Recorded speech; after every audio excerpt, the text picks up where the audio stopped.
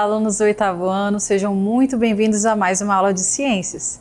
Eu sou a professora Andressa Primavera e nesse momento vamos conhecer aí o objeto de conhecimento da nossa aula de número 8. Na nossa aula de número 8, objeto de conhecimento, clima. E no detalhamento, circulação de ventos globais, os rios voadores e a floresta amazônica na formação de chuvas no Brasil. Então vamos à nossa aula.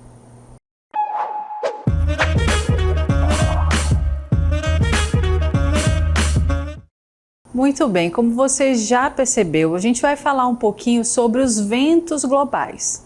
Mas para começar, a gente precisa entender antes o que é o vento, né? Então, o vento ele é ar em movimento, tá bom? E aí a gente vai entender um pouquinho como que esse ar se movimenta no nosso planeta, né? Você já parou para pensar como é que ele se forma? Quais os fenômenos que vão estar ligados a ele, né? A gente sabe que esse movimento do ar, ou seja, o movimento dos ventos sobre o mar, por exemplo, sobre os rios, né? É que vai formar aí as ondas, tá? E é ele também que vai empurrar as nuvens que passam lá no céu.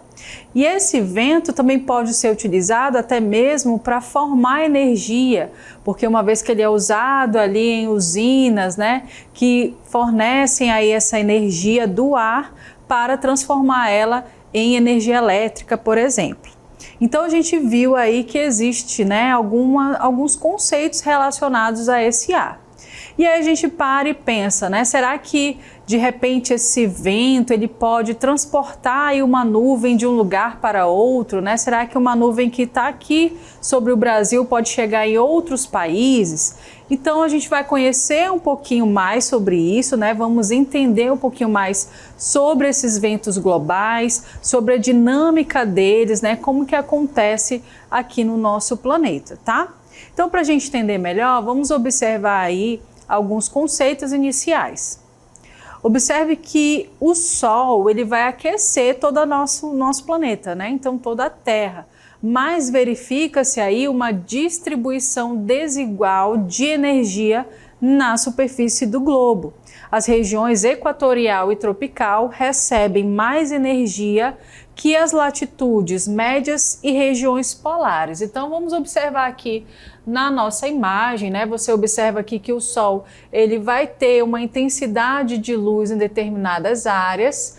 Nessas regiões ali central, onde passa a linha do Equador, a gente vai ter uma maior intensidade de luz, tá? Mas nas regiões aí tropicais, né, abaixo e acima da linha do Equador, a gente vai ter uma menor intensidade de luz e, consequentemente, nessas áreas aqui a gente vai ter menos luz e menos calor.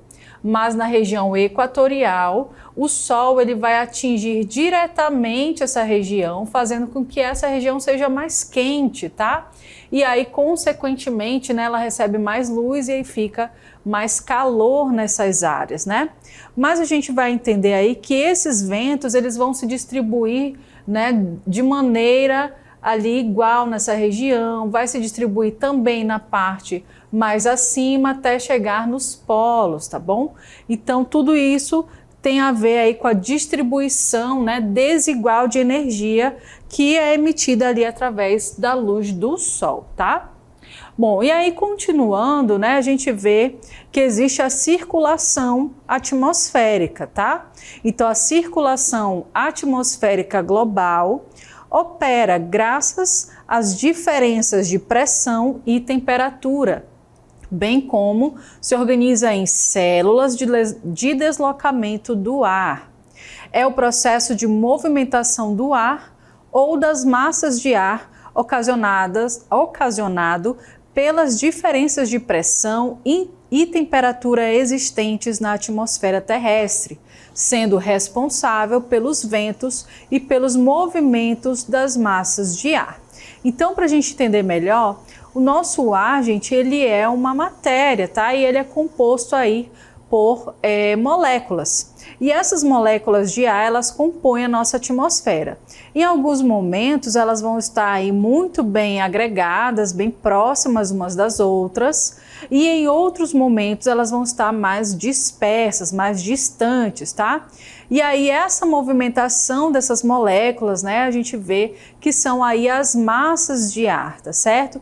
Então essa movimentação vai acontecer e vai transportar esse ar e vai ter aí essa diferença de pressão e também de temperatura, né, nessas massas de ar e na atmosfera, tá? O mecanismo básico desse fenômeno opera da seguinte forma: o ar mais frio é mais pesado e costuma descer, e o ar quente ele é mais leve e costuma subir, tá? O que propicia a movimentação e formação dos ventos. Além disso, essas movimentações de ar também ocorrem das zonas de alta pressão atmosférica, onde há uma maior quantidade de ar acumulada, para as zonas de baixa pressão atmosférica. Então a gente vai compreender melhor esse texto aí na forma de uma imagem, tá certo? Vamos observar aí, olha. Nós temos aí o nosso globo, tá? Você já conhece, né, essa imagem, mas o que você ainda não viu são essas áreas, né, essas ilustrações aí, tá certo? Então o que a gente viu? Que existem áreas em que nós temos alta pressão, tá? Alta pressão atmosférica, quando essas moléculas de ar vão estar ali bem próximas umas das outras, certo? E a gente vai ter ali regiões de baixa pressão. E o que acontece, gente? O vento, quando ele está frio, quer dizer que nesse ambiente onde está mais frio, existe uma maior pressão. Então, aonde que a gente vai ter uma temperatura mais baixa? Nessas áreas aqui polares e também nessas áreas aqui de média latitude, tá? Então, são áreas aqui onde a gente pode verificar que a pressão ali é maior e as moléculas estão mais próximas e elas também estão com ar mais frio, ok? Só que esse ar mais frio ele é jogado aqui para essa área central, olha, da linha do Equador, bem próxima aqui à linha do Equador. E uma vez que ela desce, essas massas de ar descem aqui para essa região, nessa região vai ser aquecido esse ar, tá certo? Bom, uma vez que ele chega aqui, né, a gente diz que ele está chegando nessa área chamada zona de convergência intertropical, ou seja, entre os trópicos, tá, que passam aqui nessa área. E esses ventos alísios que você está vendo aqui, né, são ventos que vêm dessas regiões, certo?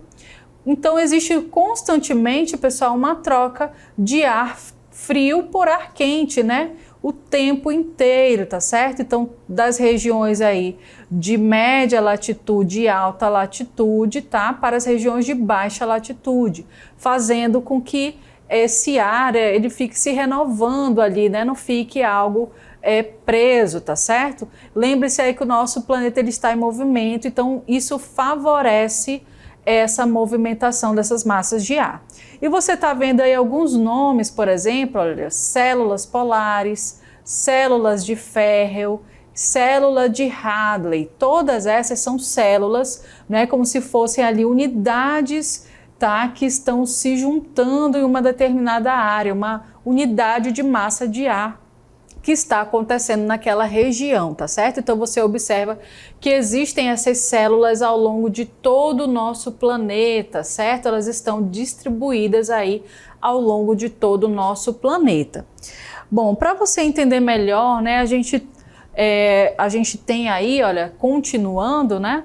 Nós temos assim a formação das células atmosféricas que vão se dividir em 3, tá? Então a gente já viu aí, né, que são a célula tropical, a célula de Ferrel e a célula polar. E para a gente ver melhor, né, a gente vai observar de uma forma mais dinâmica, tá? de uma forma ali que a gente consiga perceber essa movimentação do nosso planeta, tá bom? Então observem aí nessa imagem que nós temos aí o nosso planeta girando, né? Ele está em constante movimento e com isso a gente observa aí essas setas estão indicando para a gente o sentido em que o ar está percorrendo essa área do globo, tá certo? Essas linhas em vermelho, tá? Essas áreas em vermelho na lateral do nosso planeta, elas estão indicando ali que é uma região com calor, uma região que tem uma temperatura mais alta, né? E a gente está falando aí das células que a gente chama de Hadley, célula tropical também, né? E ela é conhecida como célula de Hadley. Elas vão ocorrer nas zonas de baixa latitudes, ou seja, nas regiões ali localizadas entre a linha do Equador e os trópicos de Câncer e Capricórnio. E aí ela vai se originar graças ao elevado aquecimento dessa região.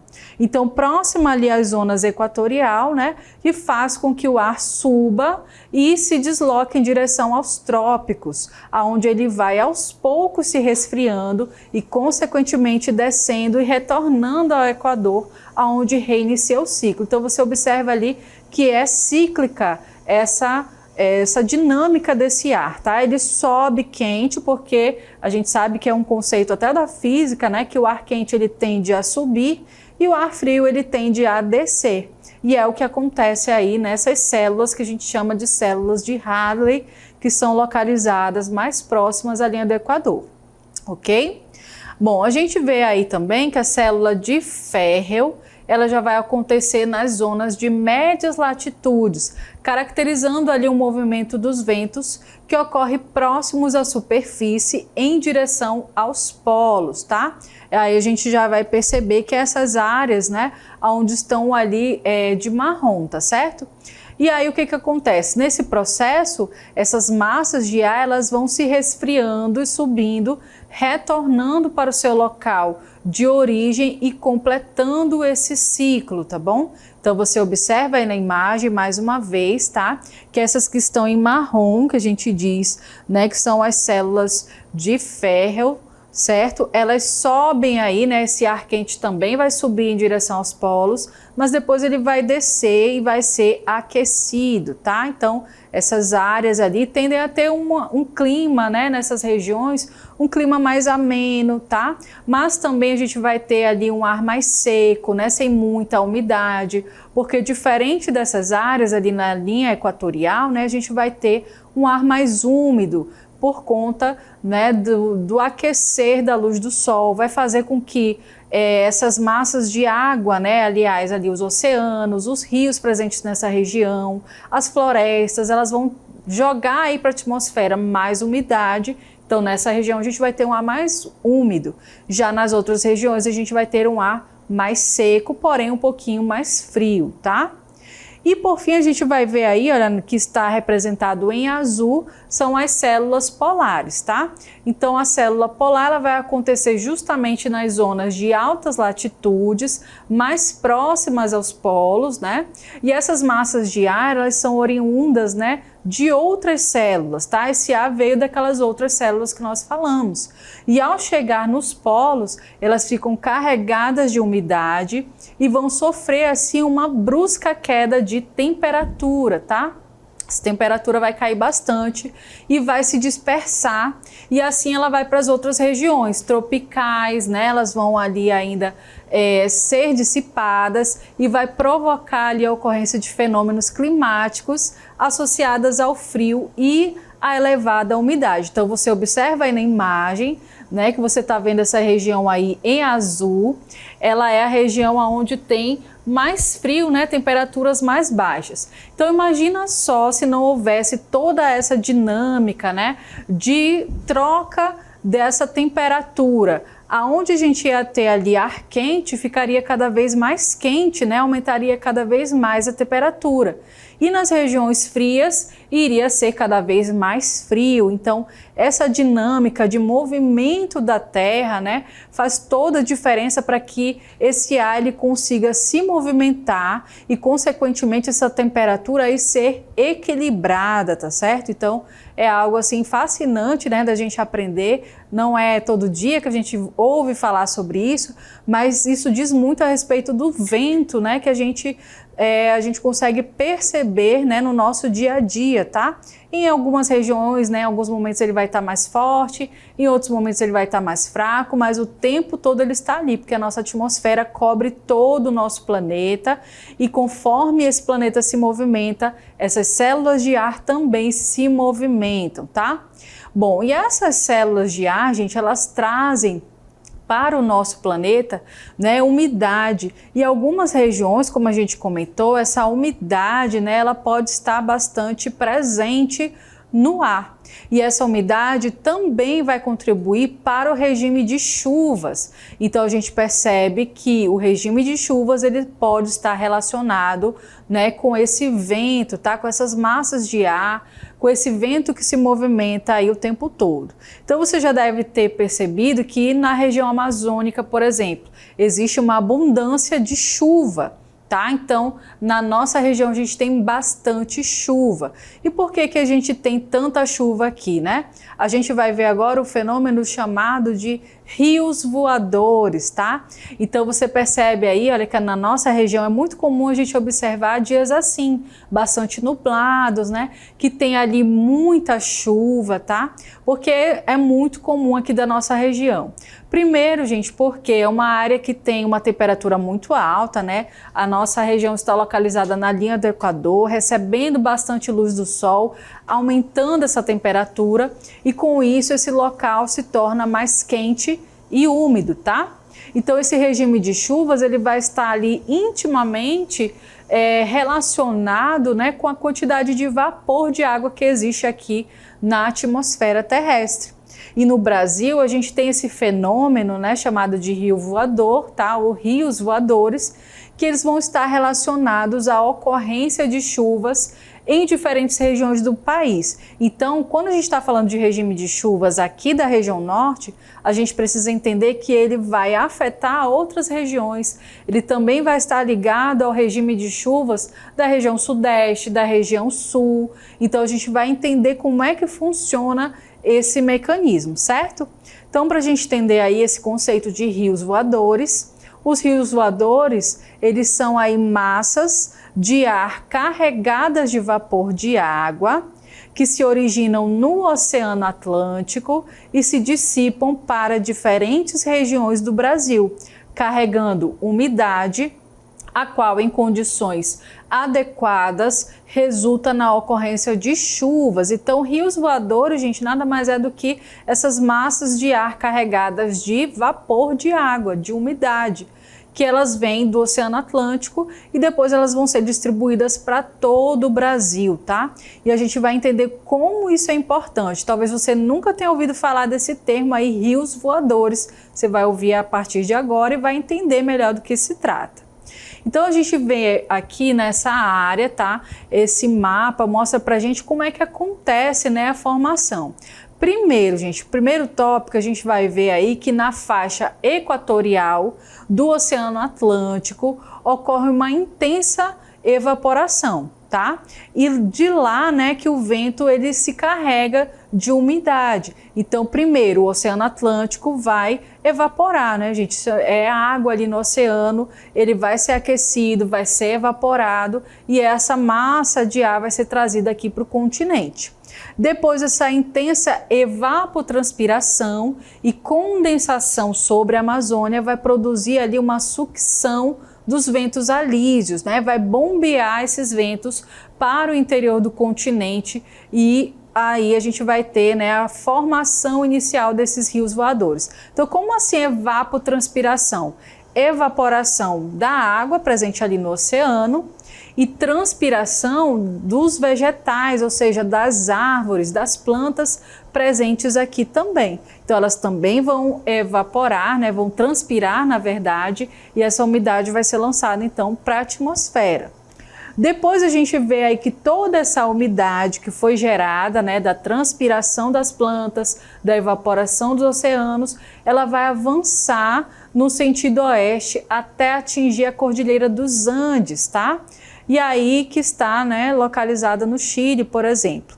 Durante essa trajetória, o vapor de água ele sofre uma recirculação ao passar sobre a floresta. Então ele faz como se fosse uma volta ali, né? Ele vai bater nessa região dos Andes e vai voltar para dentro do continente, né? Mais precisamente aqui para dentro da floresta amazônica.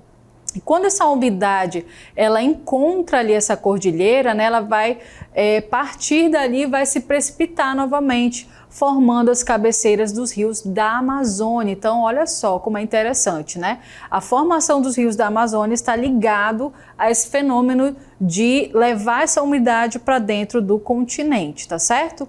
E aí ele vai se precipitar, né, nessas regiões, vai cair a chuva, né, de toda essa umidade e vai formar ali a cabeceira desses rios.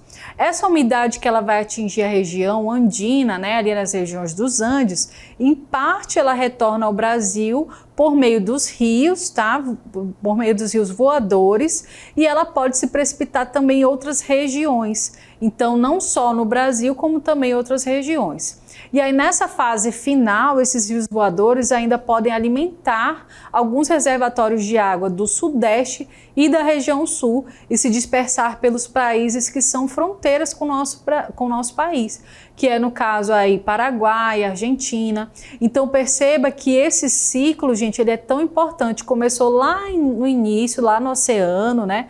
Com a água sendo ali evaporada, formando ali as nuvens, sendo levadas lá para a região norte, né? E aí aquela umidade toda forma as chuvas que vão alimentar os rios e posteriormente esse vento que a gente está falando aí que está em constante movimento, ele vai distribuir essas nuvens para outras áreas, para outras regiões, sul e sudeste, por exemplo. Então, as chuvas que caem lá, elas começaram ali em cima, né? Então, tem a ver com esse fenômeno, tá? Dos rios voadores que vão voar, digamos assim, até essas regiões. Isso é tão importante, gente, até para a questão de alimentar as hidrelétricas, né? Os reservatórios de água que serão utilizados para a formação de energia elétrica. Então, a nossa região amazônica também é alimentada por essas reservas de hidrelétricas, né, de outros estados. Então também tem tudo a ver, né? Você está vendo aí que tudo está conectado e o equilíbrio desses sistemas, desses fenômenos, né, faz toda a diferença aí no nosso dia a dia, tá? Então, para a gente avançar um pouquinho mais, né, entender mais ainda sobre esses rios voadores, a gente vai entender aí que a floresta amazônica ela tem um papel fundamental na formação e na manutenção desses rios voadores, né? Você percebeu que ele está no meio desse ciclo. Nesse sentido, ela não garante apenas a ocorrência de chuvas na região, como também outras regiões do Brasil, tá? Então, não só aqui, né, mas também em outros lugares do Brasil, como a gente já viu. Bom, essa vegetação, gente, da floresta amazônica, ela também vai exercer ali, né, um papel fundamental no ciclo hidrológico, ou seja, no ciclo da água. Lembre aí que você estudou lá nos primeiros anos iniciais, né, de ciências, você estudou que a água ela tem um ciclo, tá? E aí essa floresta, a floresta amazônica, vai interferir no ciclo da água aqui nessa região. Isso porque grande parte da água, das chuvas, né, que são formadas aqui, elas infiltram nos solos e depois elas são devolvidas à atmosfera graças à atuação das plantas, tá? Então, olha só como é importante. Então, essa água que veio da chuva vai ser infiltrada no solo, as plantas, né, as árvores aí que utilizam essa água depois vão devolver ela para a atmosfera na forma de transpiração, tá?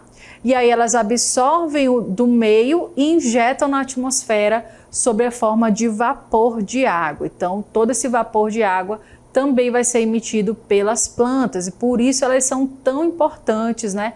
Por isso a gente fala tanto que é necessário aí preservar a natureza, preservar a floresta de pé, né? Sempre estar atento a questões ambientais, né? Do tipo desmatamento, queimadas, a gente precisa estar o tempo todo alerta, porque uma vez que desequilibra a floresta, derruba árvores, a gente está interferindo também no ciclo da água.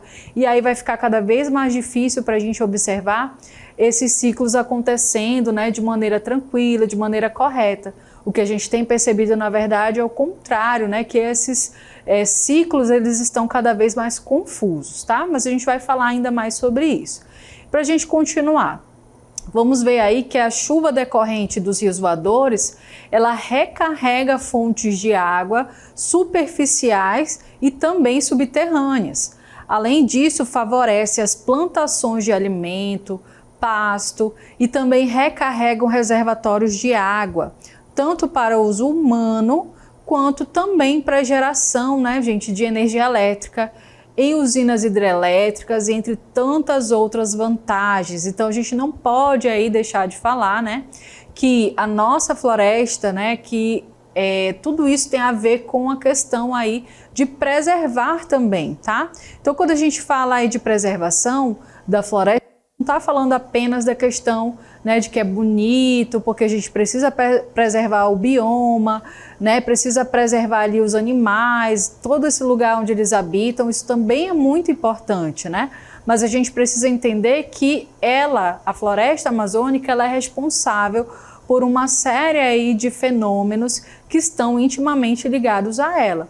Você percebe que o ciclo da água, por exemplo, né, começa com a evaporação nos rios, nos oceanos, nos lagos, forma ali as nuvens, né, que depois vão se precipitar na forma de chuva. Essa chuva, por sua vez, ela vai infiltrar no solo e aí vai formar ali os reservatórios subterrâneos, mas também vai alimentar as plantas, né, que vão absorver toda essa água.